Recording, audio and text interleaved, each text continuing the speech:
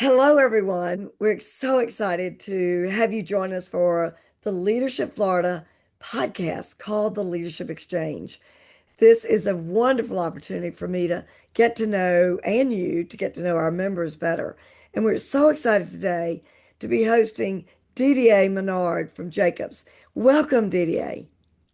Thank you so much. Pleasure to be here. Thanks for having me, Wendy. Oh, I'm so excited. All right. So, one thing, Didier, I have to ask, because I've always wanted to know, you have the coolest name in Leadership Florida, DDA, Didier. Please tell me the origin of that name. Everybody's dying to know. Nobody's asked you, but we're dying to know.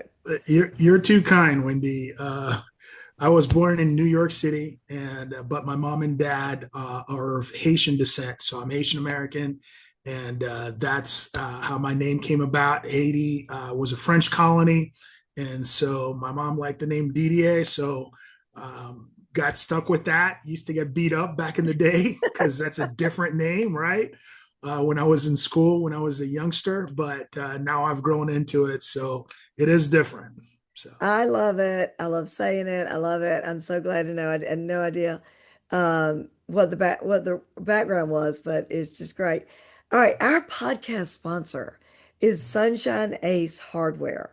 And you and I know their motto. Ace is the place with the helpful hardware folks. So I want you to answer this question for me.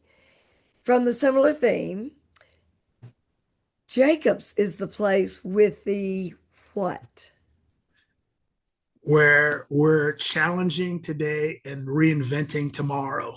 So that is our tagline, and looking at all the world's different problems and trying to provide solutions to our clients, Wendy. Trying to just make this a little bit better world than where we found it. So that's what we aim to do, and that's what we strive to do. I love it. I love it. How appropriate. All right, now, as succinctly as possible, I want you to explain who Jacobs is, the 411, so to speak. What do you do? What's your mission? What's your customer base? Yeah, so we've got 45. We were founded by Dr. Jacobs back in 1946. We've got 45,000 employees around the world, Wendy, where we do, architecture, we're involved in transportation, civil, water, wastewater, nuclear, advanced facilities, resiliency. We're involved with the AI race, if you will, as well. And so anything on the technology, engineering, solution side, we try to find our niche. We've got, a couple thousand employees in the state of Florida. And I'm just trying to think. We work in every major country in the world, really. So it's we're fortunate enough to be one of the top engineering firms, one of the top architectural firms, solutions firms, as I like to say, Wendy, one of the top solutions firms on the planet. So, That's exciting. Engineering firms in general, people don't really realize how broad that term is. It's mhm. everything from planning to implementation to long range planning. I mean, it's very, very encompassing.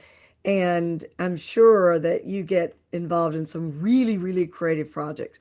Tell me what is hot and trending right now in the engineering field in general.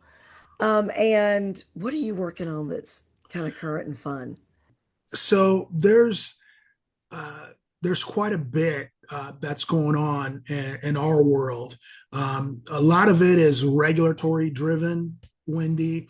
So, for example, on the water side, we're working on PFAS, which are forever chemicals, where we're helping our clients treat them to remove them from our drinking water sources from around the country. And, so our EPA, FDEP have come down with regulations that, hey, we must, have our waterways, our drinking water source cleaned up by 2031. And so, firms. You asked about, some of our clients, a lot of state, local municipalities, and of course we work also for the federal government. But for example, utilities in the state of Florida are aggressively trying to put the new solutions in place, some new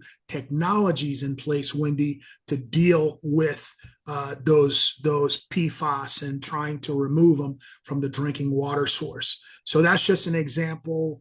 As I mentioned, we're working with some advanced facilities where we're, building some AI facilities from the ground floor with some of the biggest players where we're fortunate enough to be working for them.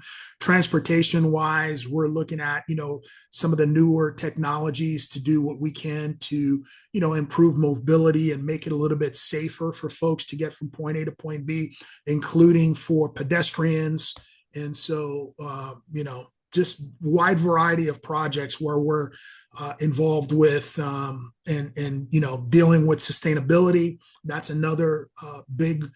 It's a buzzword, but it's from a resilience standpoint, trying to build our facilities to sort of deal with, especially specific to Florida, Wendy, as you well know, hurricanes and big storms that we deal with, and flooding issues, and trying to get out in front and helping our clients deal with those, and making sure that the facilities are resilient so that as the storms pass through, they roll through, the utilities can still be left standing, or the different departments can be left standing, and get back to business successfully. Delivering water, making sure that the storms are pumping the water, the storm water that's coming through, and facilities are acting like they should be, and making sure that they're resilient and able to withstand certain events that we deal with on a regular basis in the state of Florida. It's amazing all the things you touched on: safety, environment, sustainability, resilience. I don't think most people, I think most people think about engineering as just structures and don't think about it in that holistic approach that you've referred to, which obviously is part of the entire fabric of Jacobs, it sounds like, which I think is just great. And I knew that you were Correct. doing a lot of the resilience work in Florida because we've talked about that with our storms and everything. And I'm sure region by region, wherever you're serving throughout the world, that you're addressing the needs that's important geographically, and that is different. I mean, we've got a lot of the resilience work we need in Florida, but we have other needs as well. Transportation, you touched on. What do you think your biggest challenge today is in your industry? What's a challenge for you? I think the biggest thing, Wendy, is for us, it's hiring. And, we've got quite a few projects that are kicking off, and we just don't have, enough of the qualified folks. And so, folks talk about engineering, and we were already sort of behind compared to other countries like China, like India. But that is, we're seeing sort of less folks interested in the STEM world. And so, I think for me, anyways, that has a direct correlation in a number of folks that are coming out of school. And so for us, it's just finding enough of that talent to be able to plug in and, train properly, get them involved and working closely with our folks so that they can tackle some of these big infrastructure challenges that we're dealing with. So by far, I think the number one thing that we're dealing with is on the hiring side, ironically Yeah. enough. Wow. Um, yeah, I'm not alone in that. Lot of industries are dealing with that challenge as well. Tell me about Jacobs as an employer. What is it like to work for Jacobs? What do you love most about it? So I'm a homer. I've been here 27 years. And I think it's just a tremendous culture that's set from the top down. and the ability to be able to engage at high levels with your clients and help them solve, whatever issues that are coming down the pike. I think it's, collaborative culture, trying to work together, and very much inclusive. It doesn't matter who you are. You're going to be welcomed with open arms in our company. Just you know, looking for some great folks that from our end are going to be able to just sort of fit in that. It's not so much the go it alone where uh, I'm going to go save the world. It's like, hey, listen, let's make sure we're all on the same page. Let's get together with our clients and let's talk about some potential solutions and how we can come up with some ideas to make things a little bit better for them. So it's just a great culture, great group of folks, and to me, that's like the primary reason why I'm still here is our folks, our colleagues, and we just have some wonderful group of folks, and when you think about it, Wendy, we spend more time with these folks than we do with some of our own family members, right? So I think that you got to have that balance and that proper type of culture, if you will, to just kind of help you. And we check in on one another. If somebody's having a bad day, hey buddy, just hang in there, that type of stuff. And so I just really like that about our company, and I think that's one thing that's been set from the top down. And then last, I know I'm carrying on, Wendy, but we've got mental health. Mental health is really important to us, especially during COVID. Wendy, our folks struggled with that, and and so it was nice to be able to just have our company, kind of get out in front and say, hey, if you're having a rough day, it's okay. You know what I'm saying? And for a lot of us, it was just like trying to grind week to week. Okay, let's just get through this. And I think the firm was very open minded and just saying, hey, listen, if you need some help, here's some resources and just mental health break, and then calls where we can kind of get on together and share some of the challenges and struggles, which is not something that you feel comfortable talking about, but it is something that's extremely important. That says a lot about the organization when you're investing in people like that so personally. I think it's fantastic. My last question is, you're a Leadership Florida sponsor and investor, and we're so proud of that. Why is it important that Jacobs invest in Florida leaders? Yeah, so Leadership Florida is just one of the preeminent organizations as far as I'm concerned, and just bringing together you know government CEOs, nonprofits, folks that you probably would not interact with on a regular basis.